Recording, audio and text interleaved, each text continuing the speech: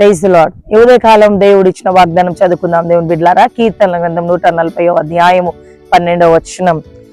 బాధింపబడి వారి పక్షంన యెహోవా వ్యాజ్యమాడనీయు. దేవుని బిడ్డలారా, ఈ ఉదయ కాలము వాగ్దానం ఏంటో తెలుసా? మరి బాధింపబడే వారి పక్షంన దేవుడు వ్యాజ్యమాడతాడంట.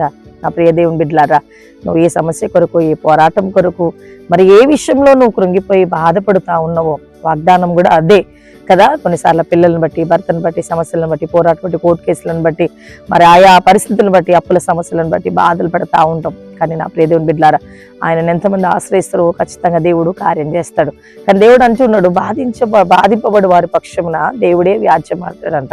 ఈ బాధల్లో, ఈ వేదనలో, ఈ కృంగుదలలో నువ్వు మనుషుల వైపు చూడకుండా దేవుని వైపు చూసి నీ బాధ దేవుని సన్నిధిలో నువ్వు మొరపెట్టుకుంటా ఉంటే ఖచ్చితంగా దేవుని పక్షంలో వ్యాజ్యమాడి నీకు కార్యం చేయబోతుంది. ఈ వాగ్దానం నమ్ము, రిసీవ్ చేసుకో. దేవుడి వాగ్దానం నీ పట్ల నెరవేర్చి గొప్ప కార్యం జరిగించును గాక.